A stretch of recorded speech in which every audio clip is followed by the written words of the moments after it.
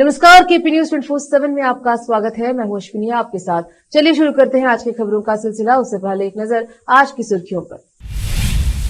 बीदर में संत कनकदास जयंती की तैयारियां। 7वें भारतीय संस्कृति महोत्सव में 30 लाख लोगों के आने की उम्मीद, डॉक्टर सेडन ने कहा। काला विवाद, उप मुख्यमंत्री शिव कुमार ने मंत्री जमीर के खिलाफ अनुशासनात्मक कार्यवाही की दी संज्ञान। वक्फ विवाद, कर्नाटक में भाजपा की टीमें जिलों का दौरा करेगी, विरोध प्रदर्शन करेंगी। शिमला के स्वामी रामकृष्ण आश्रम में हिंसक हुआ प्रदर्शन, पथराव में 5 लोग घायल, मामला दर्ज। गुजरात मॉडल फेल, नागपुर में रेवंत रेड्डी का बड़ा हमला, बताया क्या है बीजेपी का हिडन एजेंडा।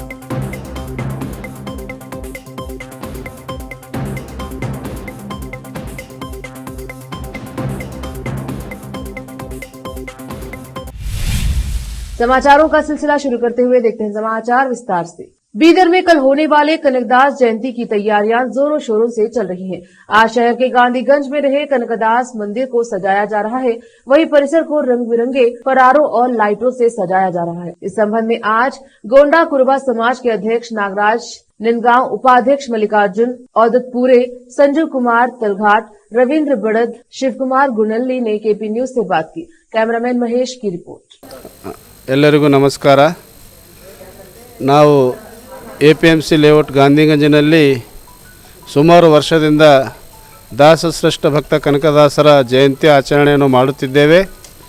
ಈ ವರ್ಷ ಅತಿ ವಿಜೃಂಭಣೆಯಿಂದ ಆಚರಣೆಯನ್ನು ಮಾಡುತ್ತಿದ್ದೇವೆ। ನಮ್ಮ ಸಮಾಜದವರು, ಬಂಧು ಬಾಂಧವರು ಹಾಗೂ ನಮ್ಮ ವ್ಯಾಪಾರಸ್ಥರು ಗಾಂಧಿಗಂಜಿನ ಎಲ್ಲರೂ ಸೇರಿ ಸುಮಾರು ಒಂದು 500 ಜನ ಸೇರಿ ಈ ಜಯಂತಿಯನ್ನು ಆಚರಣೆ ಮಾಡುತ್ತಿದ್ದೇವೆ।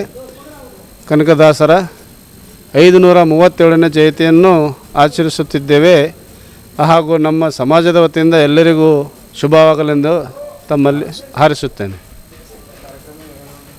ಕಾರ್ಯಕ್ರಮಕ್ಕೆ ಬಂಡೆಪ್ಪ ಕಾಶಂಪುರ ಅವರು ಬರ್ತಾ ಇದ್ದಾರೆ, ರಘುನಾಥರಾವ್ ಮಲ್ಕಾಪುರೆ ಬರ್ತಾ ಇದ್ದಾರೆ ಹಾಗೂ ರಹೀಮ್ ಖಾನ್ ಅವರು ಕೂಡ ಬರ್ತಾ ಇದ್ದಾರೆ। CMC ಅಧ್ಯಕ್ಷರು, ಉಪಾಧ್ಯಕ್ಷರು ಹಾಗೂ ನಮ್ಮ APMC ಕಾರ್ಯದರ್ಶಿಯವರು, ಎಲ್ಲ ಗಣ್ಯ ವ್ಯಕ್ತಿಗಳು ಹಾಗೂ ವ್ಯಾಪಾರಸ್ಥರು, ನಮ್ಮ ಅಸೋಸಿಯೇಷನ್ ಅಧ್ಯಕ್ಷರು, ಉಪಾಧ್ಯಕ್ಷರು ಹಾಗೂ ಕಾರ್ಯಕಾರಿಣಿ ಮಂಡಳಿ ಕೂಡ ಬರ್ತಾ ಇದೆ। ಎಲ್ಲ ಅತಿಥಿ ಗಣ್ಯ ವ್ಯಕ್ತಿಗಳು ಬರ್ತಾ ಇದ್ದಾರೆ। ನಮ್ಮ ಹೆಸರು ನಾಗರಾಜ್ ಲಕ್ಷ್ಮಣರಾವ್ ನಂದಗಾಂವ್, ಗಾಂಧಿಗಂಜ್ ವ್ಯಾಪಾರಸ್ಥರು ಹಾಗೂ ಈ ಕನಕದಾಸರ ಭವನದ ಅಧ್ಯಕ್ಷರಾಗಿದ್ದೀನಿ। ಪ್ರೀತಿಯ ಬಂಧುಗಳೇ, ನಾಳೆ ಕನಕದಾಸ ಜಯಂತಿ ನಿಮಿತ್ತವಾಗಿ ತಮ್ಮೆಲ್ಲರಿಗೂ ಏನದು ಶುಭ ಕೋರುತ್ತಾ ಇದ್ದೇವೆ। ಗಾಂಧಿಗಂಜಿನ ಸಮಸ್ತ ಗೊಂಡ ಬಾಂಧವರು ಈ ಕಾರ್ಯಕ್ರಮಕ್ಕೆ ಭಾಗಿಯಾಗಬೇಕು ಹಾಗೂ ನಾಳೆ ನಡೀತಕ್ಕಂಥ ಕಾರ್ಯಕ್ರಮಕ್ಕೆ ತಾವೆಲ್ಲರೂ ಬಂದು ಯಶಸ್ವಿ ಮಾಡಬೇಕೆಂದು ಈ ಸಂದರ್ಭದಲ್ಲಿ ಕೇಳಿಕೊಳ್ಳುತ್ತೇನೆ। ಸುಮಾರು ದಿವಸಗಳಿಂದ ಗಾಂಧಿಗಂಜಿನಲ್ಲಿ ಈ ಒಂದು ಭಕ್ತ ಕನಕದಾಸರ ಜಯಂತಿಯನ್ನು ಆಚರಣೆ ಮಾಡ್ತಾಯಿದ್ದೇವೆ। ಅದಕ್ಕಾಗಿ ತಾವೆಲ್ಲರೂ ಬಂದು ಈ ಕಾರ್ಯಕ್ರಮಕ್ಕೆ ಶೋಭೆ ಕೊಡಬೇಕೆಂದು, ಯಶಸ್ವಿ ಮಾಡಬೇಕೆಂದು ತಮ್ಮೆಲ್ಲರಿಗೂ, ಕುಲ ಬಾಂಧವರಿಗೂ ಹಾಗೂ ವ್ಯಾಪಾರಸ್ಥರಿಗೂ, ಎಲ್ಲ ಮುನಿಮು ಹಾಗೂ ಎಲ್ಲ ಇಲ್ಲಿ ಹಮಾಲರಿಗೂ, ಎಲ್ಲ ಈ ಸಮಸ್ತ ಗಾಂಧಿಗಂಜಿನ ಜನರಿಗೆ ಕಳಕಳಿಯಿಂದ ಮನವಿ ಮಾಡಿಕೊಳ್ಳೋದೇನೆಂದರೆ, ನಾಳೆ ಕಾರ್ಯಕ್ರಮಕ್ಕೆ ತಾವೆಲ್ಲರೂ ಭಾಗಿಯಾಗಿ ಈ ಕಾರ್ಯಕ್ರಮಕ್ಕೆ ಒಂದು ಶೋಭೆ ತರ್ಕೊಡಬೇಕೆಂದು ತಮ್ಮೆಲ್ಲರೂ ಕಳಕಳಿಯ ಮನವಿ ಪೂರ್ವಕ ನಾವು ಈ ಸಂದರ್ಭದಲ್ಲಿ ಹೇಳಲು ಇಷ್ಟಪಡುತ್ತೇವೆ। ಬಂಧುಗಳೇ, ನಾವು ಸುಮಾರು ದಿವಸಗಳಿಂದ ಭಕ್ತ ಕನಕದಾಸರ ಜಯಂತಿ ಹಾಗೂ ಇಲ್ಲಿನ ಪ್ರಸಾದ ಹಾಗೂ ಕನಕದಾಸರ ಕೀರ್ತನೆಯ ಬಗ್ಗೆ ಏನದಂದರೂ ಭಜನೆಯನ್ನು ನಡೆಸ್ತಾ ಇದ್ದೇವೆ ಹಾಗೂ ಗಾಂಧಿಗಂಜಿನ ಪೂರ್ವಕವಾಗಿ ಭಕ್ತ ಕನಕದಾಸರ ಮೆರವಣಿಗೆ ಹಾಗೂ ಮಹಾತ್ಮ ಬೊಮ್ಮಗುಂಡೇಶ್ವರ ಚೌಕಿನ ಹತ್ತಿರ ಹೋಗಿ ನಾವೆಲ್ಲರೂ ಏನದಂದ್ರೆ ಸಮಾಜದ ಮುಖಂಡರು ಸೇರಿಕೊಂಡು ಭಕ್ತರ ಕನಕದಾಸರ ಮೆರವಣಿಗೆಯೊಂದಿಗೆ ನಾವು ಭಕ್ತ ಕನಕದಾಸರ ಮೆರವಣಿಗೆಯೊಂದಿಗೆ ತಾವು ಇಲ್ಲೆಲ್ಲ ಬಂದು ನಾಳೆ ಕಾರ್ಯಕ್ರಮಕ್ಕೆ ಬಂದು ಹಾಗೂ ಪ್ರಸಾದ ಸ್ವೀಕರಿಸಿ ಈ ಕಾರ್ಯಕ್ರಮ ಒಂದು ಯಶಸ್ವಿಗೊಳಿಸಬೇಕೆಂದು ತಮ್ಮಲ್ಲಿ ಕಳಕಳಿಯ ಮನವಿ ಮಾಡಿಕೊಳ್ಳುತ್ತೀವಿ। ಶ್ರೀ ಕನಕದಾಸ ಭವನ ಗಾಂಧಿಗಂಜ್ ಬೀದರ್ ವತಿಯಿಂದ 537ನೇ ಕನಕದಾಸ ಜಯಂತಿಯ ಶುಭಾಶಯಗಳು। ನಾಳೆ ನಮ್ಮ ಗಾಂಧಿಗಂಜ್ನಲ್ಲಿ ಕನಕದಾಸರ ಮೆರವಣಿಗೆ, ಭವ್ಯ ಮೆರವಣಿಗೆಯನ್ನು ಹಮ್ಮಿಕೊಳ್ಳಲಾಗಿದೆ। ಅದರಲ್ಲಿ ಎಲ್ಲ ಗಣ್ಯರು ಹಾಗೂ ಮುಖಂಡರು ಭಾಗವಹಿಸುತ್ತಿದ್ದಾರೆ। ಆ ನಂತರ ಇಲ್ಲಿ ಮಹಾಪ್ರಸಾದ ಆಯೋಜನೆ ಕೂಡ ಆಗಿದೆ ಮತ್ತು ಸಾಯಂಕಾಲ 4 ಗಂಟೆಯಿಂದ ಭಜನೆ ಕಾರ್ಯಕ್ರಮವೂ ಇದೆ। ಹಾಗಾಗಿ ಎಲ್ಲ ಸಮಸ್ತ ಬಿದರ್ನ ಎಲ್ಲ ಜನತೆಯಲ್ಲಿ ಕೋರ್ಕೊಳ್ಳೋದೇನೆಂದರೆ ಬಂದು ಮಹಾಪ್ರಸಾದವನ್ನು ಪಡೆದುಕೊಂಡು ಹೋಗಬೇಕಾಗಿ ವಿನಂತಿ। ಮತ್ತೆ ಮಹಾತ್ಮ ಬೊಮ್ಮಗುಂಡೇಶ್ವರ ಅವರಿಗೆ ಮಹಾತ್ಮ ಬೊಮ್ಮಗುಂಡೇಶ್ವರ ಅವರಿಗೆ, ಭಕ್ತ ಕನಕದಾಸ್ ಅವರಿಗೆ, ಭಕ್ತ ಕನಕದಾಸ್ ಅವರಿಗೆ, ಕ್ರಾಂತಿವೀರ ಸಂಗೊಳ್ಳಿ ರಾಯಣ್ಣ ಕಲ್ಯಾಣಕ್ಕೆ, ಕ್ರಾಂತಿವೀರ ಸಂಗೊಳ್ಳಿ ರಾಯಣ್ಣ ಅವರಿಗೆ, ಕ್ರಾಂತಿವೀರ ಸಂಗೊಳ್ಳಿ ರಾಯಣ್ಣ ಅವರಿಗೆ, ಮಹಾತ್ಮ ಬೊಮ್ಮಗುಂಡೇಶ್ವರ ಅವರಿಗೆ, ಶಿವಮಲ್ಲರಿ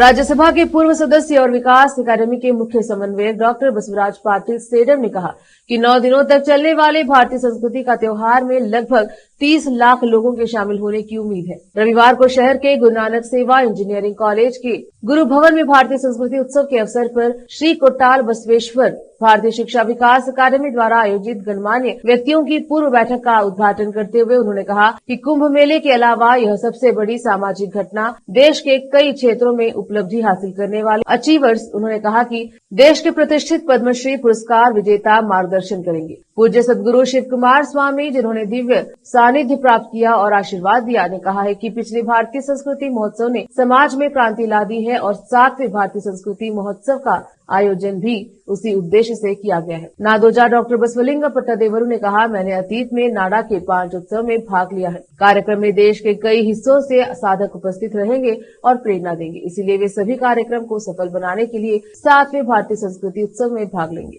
बीदर शहर विकास प्राधिकरण के अध्यक्ष बसवराज जापशेट्टी ने कहा कि हमारे कल्याणकारी कर्नाटका भाग के विकास के लिए आयोजित इस कार्यक्रम में सभी को भाग लेना चाहिए और लाभ उठाना चाहिए। रोकते हैं समाचारों का सिलसिला, लेते हैं छोटा सा ब्रेक।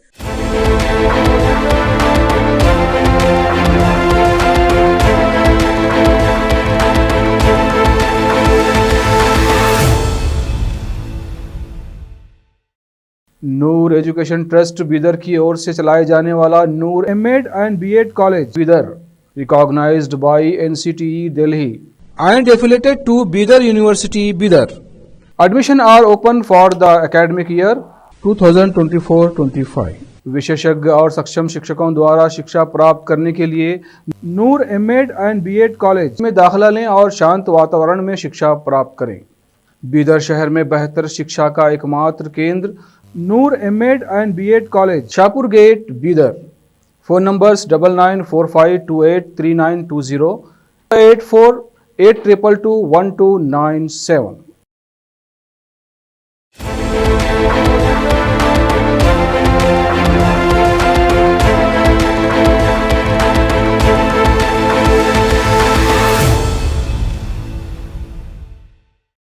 ब्रेक के बाद स्वागत है आपका। देखते हैं समाचार देश के। उप मुख्यमंत्री और राज्य कांग्रेस अध्यक्ष डीके शिव कुमार ने केंद्रीय मंत्री और राज्य जेडीएस प्रमुख एचडी कुमारस्वामी पर नस्लवादी टिप्पणी के लिए आवास, अल्पसंख्यक कल्याण और वक्फ मंत्री जमीर अहमद खान के खिलाफ अनुशासनात्मक कार्यवाही करने का संकेत दिया। बेंगलुरु में मीडिया से बात करते हुए शिव कुमार ने कहा, जमीर ने जो कहा वह गलत था। मैं पार्टी की राज्य इकाई के प्रमुख के तौर पर यह कह रहा हूं। मैंने उनसे अपनी गलतियां सुधारने को कहा था, उन्होंने माफी मांग ली है।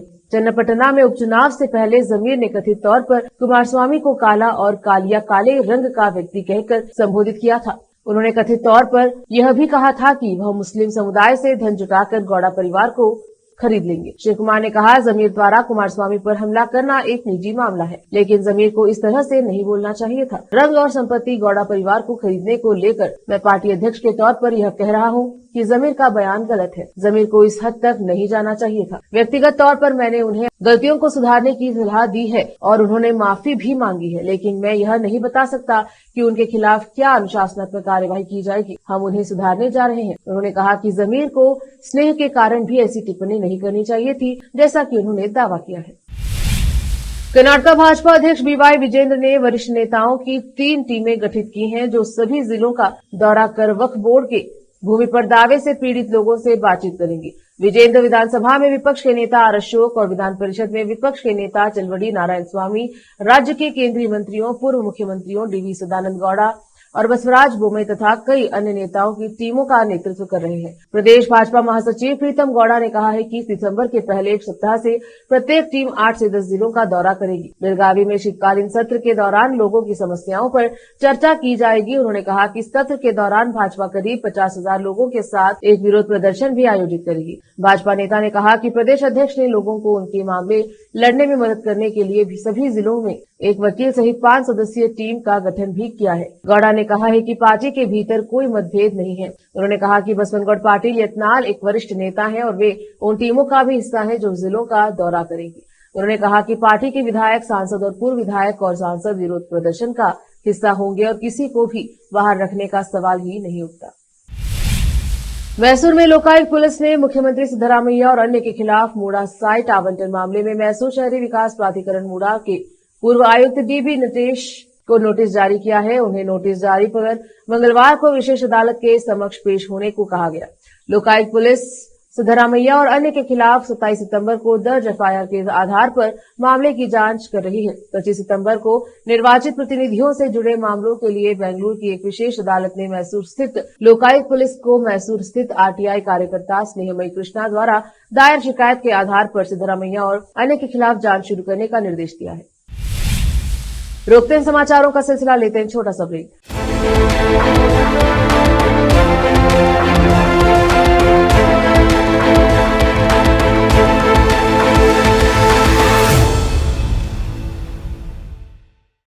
नूर एजुकेशन ट्रस्ट बीदर की ओर से चलाए जाने वाला Noor MEd and BEd college Bidar, recognised by NCTE Delhi and affiliated to Bidar University, Bidar. Admission are open for the academic year 2024-25. विशेषज्ञ और सक्षम शिक्षकों द्वारा शिक्षा प्राप्त करने के लिए नूर एमएड एंड बीएड कॉलेज में दाखिला लें और शांत वातावरण में शिक्षा प्राप्त करें।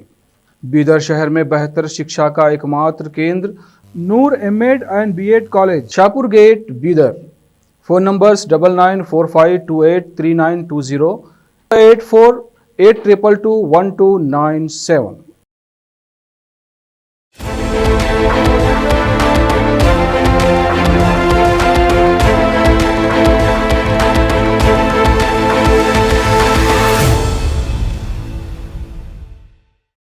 ब्रेक के बाद स्वागत है आपका। देखते हैं देश के अन्य समाचार। हिमाचल प्रदेश के शिमला में शनिवार रात स्वामी रामकृष्ण आश्रम में हंगामा हुआ। प्रार्थना और ध्यान के बाद एक समूह द्वारा किए गए प्रदर्शन के दौरान यहां तनाव बढ़ गया, जिसकी वजह से यहां के हालात हिंसक हो गए हैं। आरोप है कि एबीवीपी और बीजेपी समर्थकों ने वहां जमा होकर पथराव किया है। बता दें कि प्रशासन और संचालन पर नियंत्रण पाने के प्रयासों को लेकर आरोप सामने आए हैं, जिन्हें आश्रम प्रबंधन ने खारिज किया है। यह मामला वर्तमान में सुप्रीम कोर्ट में विचाराधीन है। शिमला के पुलिस अधीक्षक संजीव कुमार गांधी ने घटना की पुष्टि करते हुए इस तनावपूर्ण स्थिति पर चिंता व्यक्त की है। एसपी ने कहा है कि जब प्रार्थना और ध्यान के बाद एक समूह ने प्रदर्शन किया और यह बाद में हिंसक हो गया तो कुछ लोग घायल हो गए। एबीवीपी और बीजेपी समर्थक वहां इकट्ठा हो गए थे। अचानक एबीवीपी और बीजेपी समर्थकों द्वारा पथराव किया गया। एसपी ने कहा, हमने इस मामले में संबंधित धाराओं के तहत एफआईआर दर्ज की है और जांच चल रही है। हम मामले को गंभीरता से ले रहे हैं। कानून और व्यवस्था हमारी प्राथमिकता है। हमारी टीम जो नवदीप के नेतृत्व में थी ने आधी रात को मौके पर पहुंचकर शांति बनाए रखी और संपत्ति की सुरक्षा सुनिश्चित की। हमने आधी रात को मामले को सुलझा लिया था, लेकिन अचानक पथराव कर दिया गया। महाराष्ट्र में विधानसभा चुनाव के लिए सभी 288 सीटों पर 20 नवंबर को वोटिंग होगी। इसी बीच तेलंगाना के मुख्यमंत्री रेवंत रेड्डी रविवार को नागपुर पहुंचे, जहां उन्होंने कांग्रेस उम्मीदवारों के प्रचार के दौरान बीजेपी पर जमकर हमला बोला।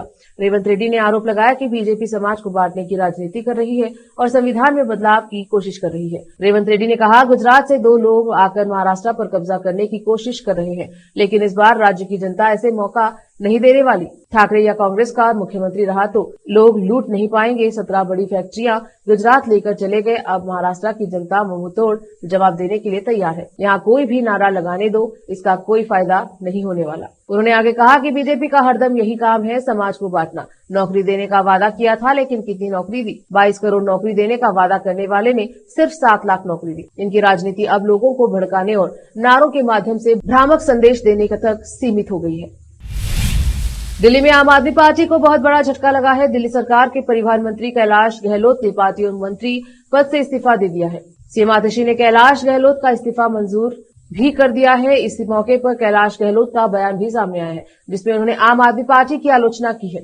कैलाश ने पत्र में लिखा है कि शीश महल जैसे कई शर्मनाक और अजीबोगरीब विवाद है जो अब सभी को संदेह में डाल रहे हैं कि क्या हम अभी भी आम आदमी होने में विश्वास करते हैं। अब यह स्पष्ट है कि अगर दिल्ली सरकार अपना अधिकांश समय केंद्र से लड़ने में बताती है तो दिल्ली के लिए वास्तविक प्रगति नहीं हो सकती। मेरे पास आपसे अलग होने के अलावा कोई विकल्प नहीं है और इसीलिए मैं आम आदमी पार्टी की प्राथमिक सदस्यता से इस्तीफा दे रहा हूँ। उत्तर प्रदेश के जनपद गोरखपुर में बीते दिन पूर्व थाना जंघा के अंतर्गत अज्ञात व्यक्ति ने रात्रि में घर में घुसकर महिलाओं के ऊपर करता था हमला। उसके बाद वह जेवरात को छीनकर भाग जाता था। जब इसकी सूचना स्थानीय पुलिस थाना जंघा को मिली तो तेजतर्रार सीओ चौरी चौरा अनुराग सिंह द्वारा एक टीम गठित किया गया और पुलिस ने उस हत्यारे को गिरफ्तार करने के लिए तलाशी अभियान जारी कर दिया। इसके बाद जब पुलिस टीम द्वारा घटना के आसपास की सीसीटीवी फुटेज को खंगाला गया तो हत्यारोपी काले कपड़े में दिखा। इसके बाद पुलिस ने सीसीटीवी फुटेज के आधार पर काफी मशक्कत के बाद उस हत्यारे को धर दबोचा। आपको यह भी बताते चले कि वह मामले में 2022 में दुष्कर्म के मामले में पहले ही जेल जा चुका था, जिसके छूटने के बाद वह इस तरह के घटनाक्रम को अंजाम देना शुरू कर दिया।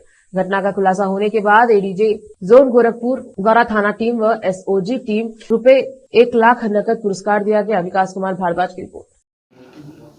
देखिए, जनपद गोरखपुर के थाना जंघा क्षेत्र में विगत 4 महीनों में एक ही पैटर्न पर कुछ घटनाएं हो रही थी, जिसमें रात के समय पर 1 से 4 बजे के बीच के समय पर कोई एक अनजान व्यक्ति घरों को टारगेट कर रहा था और वहां पे सो रही महिलाओं के ऊपर प्रहार कर रहा था, उनको इंजरी हो रही थी और फिर वो वहां से भाग जा रहा था। इस पूरे घटनाक्रम की जब समीक्षा की गई तो संज्ञान में आया कि पिछले 4 महीनों के दरमियान 5 ऐसी घटनाएं हुई हैं, जिसमें कि एक घटना 30/7 को सिंहपुर में, 12/8 को उपधौलिया में, 26/8 को हाथखाल में, 10/11 को मंगलपुर में और 13/14/11 की रात को कटेरिया में। पहली ही घटना से लेकर के अभी तक थाने की टीम द्वारा, हमारे SP north CO Chauri Chaura व एसओजी और सर्विलांस की टीम द्वारा लगातार घटनाओं की रोकथाम के लिए अभियान चलाया जा रहा था। रात्रि के समय पर पुलिस के साथ साथ स्थानीय जो निवासी हैं, ग्राम प्रधान हैं और अन्य जो सहयोगी लोग हैं, उनके साथ निगरानी भी की जा रही थी। इसके अलावा ग्रामवासियों को इसके संबंध में जागरूक भी किया जा रहा था, सेंसिटाइज भी किया जा रहा था। बीच में 1.5-2 महीने का इसमें गैप आया था और रिसेंटली 9/10 की रात में घटना हुई थी और फिर 13/14 की रात में घटना हुई। इस घटना के सभी पहलुओं की जांच की गई, घटनास्थल का निरीक्षण किया गया, आसपास के सीसीटीवी कैमरास को खंगाला गया और कई संदिग्धों से लगातार पूछताछ हुई। इस सारे कार्रवाई के बाद, इस सारे प्रयासों के बाद इस घटनाओं का सफल अनावरण कर लिया गया है। इस घटना के मुख्य अभियुक्त अजय निषाद 20 वर्षीय जो युवक है, उसको अरेस्ट किया गया है। वो इसी थाना क्षेत्र के मंगलपुर गांव का रहने वाला है और मंगलपुर गांव है जहां पर इन 5 में से एक घटना भी उसके द्वारा कारित की गई। इसकी पूछताछ में इसके द्वारा इन सभी घटनाओं करने को कबूल लिया गया है। एविडेंस के तौर पर देखा जाए तो इन घटनाओं से संबंधित जो सीसीटीवी फुटेज हैं उसमें उनकी प्रेजेंस अप्रूव हो रही है। सर्विलांस के माध्यम से भी इसकी लोकेशन वहां पर अप्रूव हो रही है और जिस तरह से इसके द्वारा घटनाएं कारित की गई हैं, पूछताछ में इसके द्वारा पूरे घटनाक्रम को डिस्क्राइब किया गया है। वादी जितने भी हमारे हैं उनसे जो प्राप्त जानकारियां हैं उसको भी वेरीफाई करते हुए इस निष्कर्ष पर पहुंचा गया है कि ये 5 की 5 घटनाएं इसी अपराधी द्वारा की गई थी। बैकग्राउंड में अगर देखा जाए तो ये पूर्व में महिला संबंधी अपराध में वर्ष 2022 में इसके ऊपर मुकदमा दर्ज हुआ था, जिसमें ये जेल गया था। 6 महीने जेल में रहने के बाद बेल आउट होकर के ये यहाँ से सूरत चला गया था।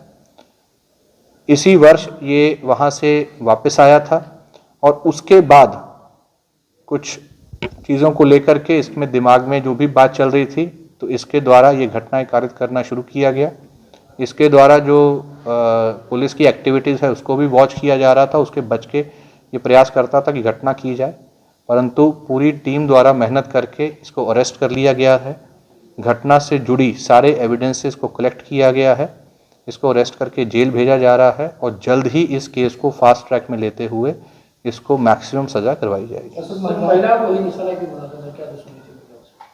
देखिए, जो इससे पूछताछ में सामने आया है, इसके द्वारा घटनाओं की शुरुआत सबसे पहले चोरी करने के माध्यम से की गई थी, परंतु उसी घटना में इसके द्वारा जो महिला थी उसके सिर में प्रहार करके उसको इंजर कर दिया गया था। इसको ये तरीका काफ़ी अच्छा लगने लगा था, जिस कारण से पूर्व की जो इसके साथ घटनाक्रम हुए थे उसको जोड़ते हुए इसने इसी को अपना मोडस ऑपरेंडी बना लिया था और जब भी ये घटना करता था तो ये महिलाओं को सिर पे प्रहार करके जरूर इंजर करता था। ये इसका एक तरह से एक मोडस ऑपरेंडी बन गया था। देखिए, बेसिकली जो घटना में जो वादी हैं उनसे जब बात की गई तो कुछ वादियों ने इसके आने और जाने को देखा था, तो उनके द्वारा डिस्क्राइब किया गया था कि एक यंग लड़का है जिसके द्वारा काले कपड़े पहने जाते हैं।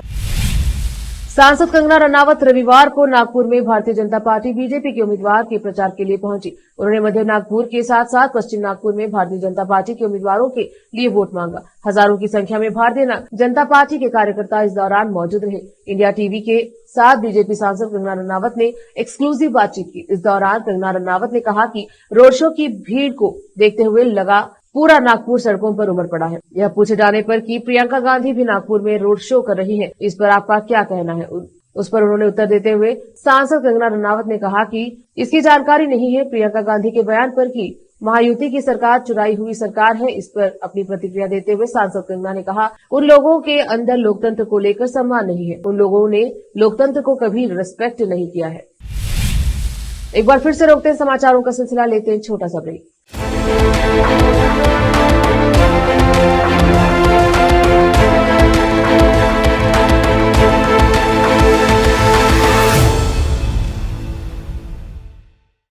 नूर एजुकेशन ट्रस्ट बीदर की ओर से चलाए जाने वाला Noor MEd and BEd college Bidar, recognised by NCTE Delhi and affiliated to Bidar University, Bidar. Admission are open for the academic year 2024-25. विशेषज्ञ और सक्षम शिक्षकों द्वारा शिक्षा प्राप्त करने के लिए नूर एमएड एंड बीएड कॉलेज में दाखिला लें और शांत वातावरण में शिक्षा प्राप्त करें। बीदर शहर में बेहतर शिक्षा का एकमात्र केंद्र Noor MEd and BEd college, Shahpur gate, Bidar. Phone numbers 9945283920, 8482221297।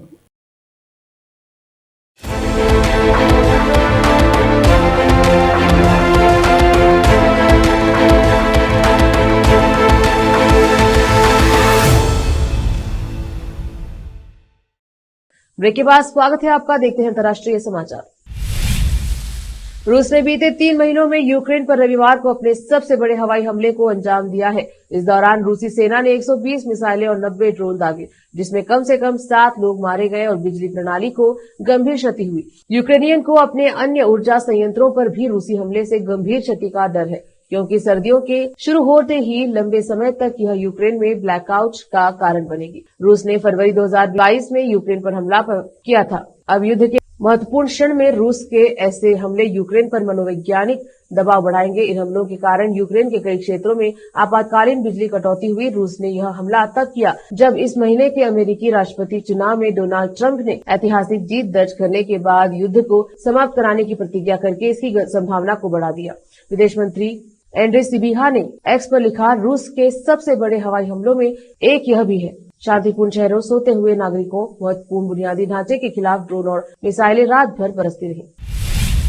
प्रधानमंत्री नरेंद्र मोदी को अबुजा में नाइजीरिया के सर्वोच्च सम्मान the great commander of the order of the niger जिससे नवाजा गया है। यह उन्हें किसी दूसरे देश से मिलने वाला 17वां अंतर्राष्ट्रीय पुरस्कार है। रविवार को प्रधानमंत्री मोदी को यह पुरस्कार नाइजीरिया की ओर से प्रदान किया गया। नाइजीरिया का यह सर्वोच्च सम्मान पाने वाले पीएम मोदी दुनिया की दूसरी बड़ी हस्ती होंगे। इससे पहले ब्रिटेन की महारानी एलिजाबेथ एकमात्र विदेशी गणमान्य व्यक्ति हैं जिन्हें 1969 में नाइजीरिया ने इस सम्मान से नवाजा था। इसके बाद अब प्रधानमंत्री मोदी को यह पुरस्कार मिलने जा रहा है, जो किसी देश द्वारा पीएम मोदी को दिए जाने वाला 17वां ऐसा अंतर्राष्ट्रीय पुरस्कार होगा। इससे पहले फ्रांस, जापान, ऑस्ट्रेलिया जैसे देश भी पीएम मोदी को अपने सर्वोच्च पुरस्कार से सम्मानित कर चुके हैं। फिर से एक नजर आज की सुर्खियों पर। बीदर में संत कनकदास जयंती की तैयारियां। सातवें भारतीय संस्कृति महोत्सव में 30 लाख लोगों के आने की उम्मीद, डॉक्टर सेडन ने कहा। काला विवाद, उप मुख्यमंत्री शिव कुमार ने मंत्री जमीर के खिलाफ अनुशासनात्मक कार्यवाही की दी संज्ञान। वक्फ विवाद, कर्नाटक में भाजपा की टीमें जिलों का दौरा करेगी, विरोध प्रदर्शन करेगी। शिमला के स्वामी रामकृष्ण आश्रम में हिंसक हुआ प्रदर्शन, पथराव में 5 लोग घायल, मामला दर्ज। गुजरात मॉडल फेल, नागपुर में रेवंत रेड्डी का बड़ा हमला, बताया क्या है बीजेपी का हिडन एजेंडा।